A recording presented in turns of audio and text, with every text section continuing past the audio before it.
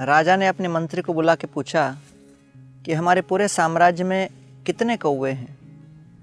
बड़े आत्मविश्वास के साथ मंत्री ने कहा, हमारे साम्राज्य में 95,463 कौवे हैं। राजा ने कहा, अरे इतना आत्मविश्वास के साथ कैसे कह सकते हो, इससे अधिक कौवे हो तो क्या? मंत्री ने कहा, इससे अधिक कौवे का अर्थ है कि दूसरे कुछ कौवे पड़ोसी साम्राज्य से हमारे राज्य में आए। राजा ने कहा, अगर उससे कम कौवे हो तो क्या? इसका अर्थ है कि हमारे कुछ कौवे दूसरे साम्राज्य में भ्रमण करने गए। तो इस जीवन में हर मुद्दे के ऊपर अलग अलग मत हो सकते हैं और हर व्यक्ति अपने मतानुसार कोई न कोई सिद्धांत स्थापित कर सकता है।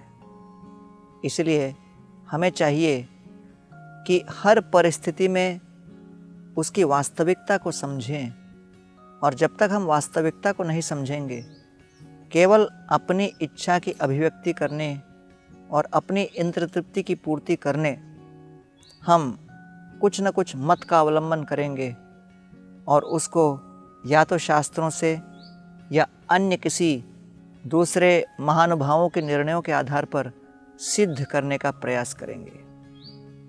इसलिए वर्णन आया है कि तर्को प्रतिष्ठो श्रुतयो विभिन्ना नासौ ऋषिर यस्य मतम न भिन्नम धर्मस्य तत्वम निहतम गुहायाम महाजनो ये न गता सपंत।